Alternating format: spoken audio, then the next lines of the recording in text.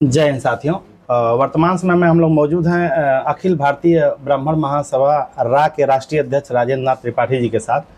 और वर्तमान में लोकसभा चुनाव की सरगर्मियां चल रही हैं और उस लोकसभा चुनाव की सरगर्मियों में ब्राह्मणों की क्या भूमिका होगी उसके बारे में जानेंगे आपसे, क्योंकि आप राष्ट्रीय अध्यक्ष हैं। सर्वप्रथम आपका यूपी टॉप न्यूज़ में स्वागत है।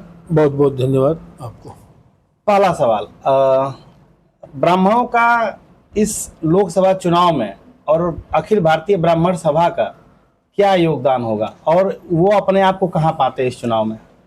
देखिए, इस चुनाव में चूंकि राष्ट्र का चुनाव है, बहुत सोच समझ करके, अन्य चुनावों से ये गंभीर चुनाव है, राष्ट्रहित की बात है। हम विभिन्न संगठनों के भी साथ बैठक करके, अपने संगठन के सही वरिष्ठ पदाधिकारियों के साथ बैठक करके एक अच्छे निर्णय की तरफ जा रहे हैं।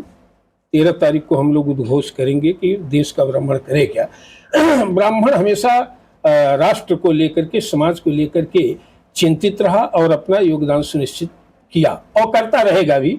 हम लोग भी इसी दशा में हैं कि समाज में आपसी सद्भाव कायम रहे, राष्ट्र और समाज समृद्धशाली हो, सुगठित हो, वादिता और कट्टरवादिता से दूर हो करके राष्ट्र और समाज के निर्माण में अपना योगदान समाज के लोग करें। इस दिशा में अखिल भारतीय ब्राह्मण महासभा रा मेरे नेतृत्व में काफी सफल कार्य कर रहा है। देश की बात कर रहे हैं आप, राष्ट्रवाद की बात कर रहे हैं, लेकिन राष्ट्रवाद में जो भी सारी राजनीतिक पार्टियां हैं, इन सभी राजनीतिक पार्टियों में ब्राह्मणों का हितैषी कौन दिख रहा है? क्योंकि ब्राह्मणों की उपेक्षा लगातार जारी है। ब्राह्मण का हितैषी तो कोई राजनीतिक दल नहीं है। कोई किसी भी राजनीतिक दल के एजेंडे में ब्राह्मण हित के लिए, ब्राह्मण हित का मतलब जो गरीब है, बेबस है, लाचार है, न्याय से वंचित है ब्राह्मण, उसके हित में किसी भी राजनीतिक दल के एजेंडे में कुछ नहीं। सबसे दुखद बात यह है कि इन राजनीतिक दलों की गोद में बैठे हुए जो हमारे समाज के ब्राह्मण नेता हैं, इनके भी जुबान में, मन में, मस्तिष्क में ब्राह्मण हित के लिए या खड़ा होने के लिए कोई ताकत या कोई जगह, कोई ऑप्शन इनके पास नहीं है। ये सबसे बड़ा दुखद पहलू है।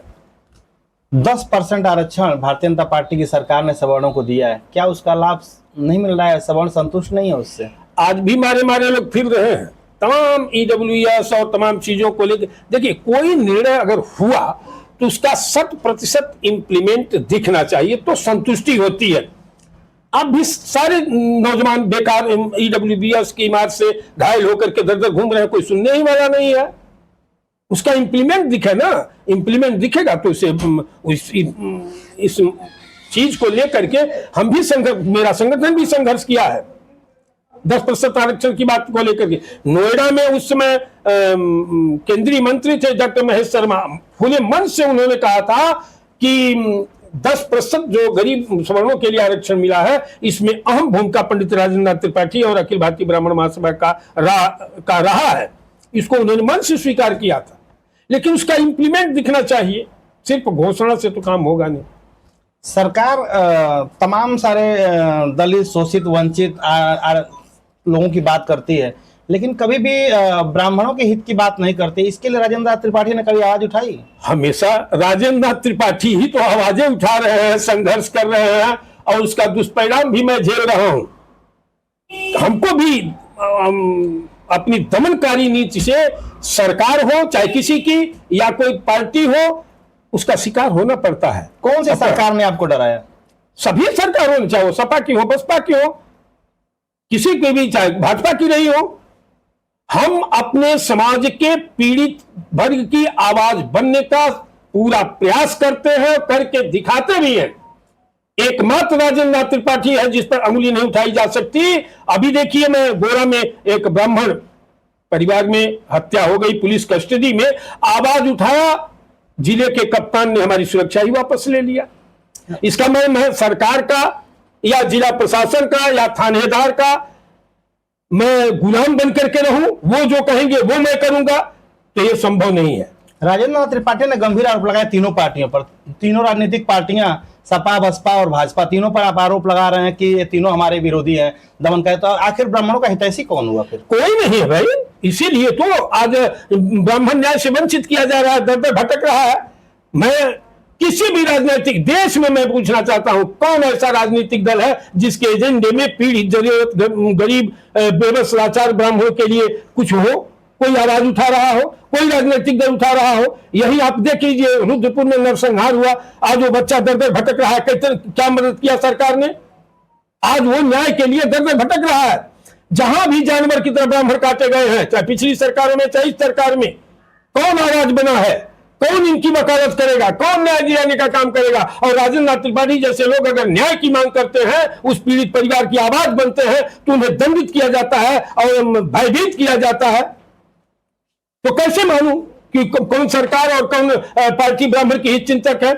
अभी आप देख लीजिए, सुल्तानपुर में घटना हुई थी, कहां सारी सरकारों में हुई, किसी सरकार में ब्राह्मण को अनुतोष की प्राप्ति नहीं हुई। ये दुखद है। आप अकेले संगठन बना के ब्राह्मण हित की बात कर रहे हैं, लेकिन सभी राजनीतिक पार्टियों में कहीं ना कहीं शीर्ष पदों पर ब्राह्मण बैठे हुए, तो क्या वो ब्राह्मण का हित नहीं चाहते हैं? अगर चाहते तो क्यों राजेंद्र नाथ त्रिपाठी ये आवाज उठाते? मैं लड़ रहा हूं ना, हर जिलों में, हर लोकसभाओं में, हर विधानसभाओं में इस संगठन के कैडेट्स हैं। मैं लड़ाई लड़ता हूं, जाता हूं, देखता हूं, कहीं कोई बोलने वाला नहीं है, कहीं वकालत करने वाला नहीं है। छोटे से मामले हो जाए, सदन बाधित हो जाता है। और यहां नरसंहार हुआ था, कितना बहस हुई सदन में, ऊंचा हार का लेकर के कितना लोग बैठे। आज जो हालात ब्राह्मण की दयनीय बनी हुई है, इस पर कोई किसी दल का, मैं तो छोड़ दीजिए राजनीतिक दलों को, ब्राह्मण समाज का कोई नेता जिस भी दल में बैठा है वो तक नहीं आवाज बनता है। तो सबसे बड़ा दुर्भाग्य तो यह है, यह एकमात्र संगठन है कि कहीं भी न्याय से वंचित किया गया ब्राह्मण, प्रताड़ित किया गया ब्राह्मण, उसकी आवाज बनने का काम अखिल भारतीय ब्राह्मण महासभा रा के कार्यकर्ता करते हैं, करते रहेंगे। चाहे कितना हो प्रताड़ना मेरा या मेरे संगठन के लोगों का होगा, इससे सत्य को दबाया नहीं जा सकता। राजेंद्र नाथ त्रिपाठी जी बहुत बड़ा आरोप लगा रहे हैं राजनीतिक दलों में बैठे हुए, शीर्ष पदों पर बैठे हुए नेताओं पर, जो ब्राह्मणों की बात करते करते शीर्ष पदों पर बैठ चुके हैं। लेकिन वो आप आरोप लगा रहे हैं कि वो किसी काम के नहीं है। तो क्या राजेंद्र नाथ त्रिपाठी राजनीतिक पार्टी बनाएंगे या किसी राजनीतिक पार्टी को सपोर्ट करेंगे? देखिए, यह चुनाव राष्ट्र का है। राष्ट्र को लेकर के हम लोग एक ठोस निर्णय ले लिए हैं, जो 13 को उद्घोष होगा, लेकिन 2024 ही अंतिम भी होगा। अगर यही हालात रही कि हमारा आंसू, हमारे समाज का आंसू पोंछने वाला कोई और वकालत करने वाला नहीं होगा, तो विवश होकर के सभी संगठन मिल करके राजनीतिक विकल्प समाज को देने का काम करेंगे। फिर एक सवाल को दोहरा रहा हूं, राजनीतिक दलों में ब्राह्मणों का हितैषी कौन होगा? अगर कोई होता तो मुझे राजनीतिक विकल्प देने की आवश्यकता क्या होती? मैं राजेंद्र नाथ त्रिपाठी से एक और अंतिम सवाल पूछना चाहूंगा कि आप सवर्णों को, ब्राह्मणों को अपने इस चैनल के माध्यम से क्या कहना चाहेंगे? देखिए, अंतिम सवाल आपका है और अंतिम मेरा जवाब भी है कि मुझे ब्राह्मण होने पर गर्व है। क्यों? कि ब्राह्मण ही एक ऐसा वर्ग है कि जो दलित, पिछड़ा, मुस्लिम सबको एकजुट करके राष्ट्र और समाज की भलाई के लिए कार्य करता है।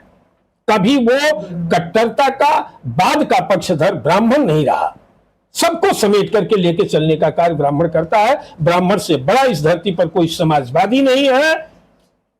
इसलिए मुझे ब्राह्मण होने पर गर्व है और इसी भूमिका में ब्राह्मण हमेशा रहे कि सभी अपने दलित, पिछड़ा सभी भाइयों को लेकर के एक सुंदर बागीचे, फूल के बागीचे की तरह, और अपने माली बनकर के सुंदर बागीचे का निर्माण करे। मैं यही अपील करूंगा। आप देख रहे थे यूपी टॉप न्यूज और हम बात कर रहे थे राजेंद्र नाथ त्रिपाठी जी से, जो अखिल भारतीय ब्राह्मण महासभा के रा के राष्ट्रीय अध्यक्ष हैं। कहीं ना कहीं लोकसभा चुनाव को लेकर के आपने अपने पत्ते नहीं खोले हैं अभी तक। आने वाले समय में देखने की बात होगी कि आप किसको समर्थन देंगे, किसको सपोर्ट करेंगे या अपनी राजनीतिक पार्टी क्रिएट करेंगे। अगले वीडियो मिलते हैं कहीं और से, किसी और के साथ। तब तक ले जय हिंद, जय भारत।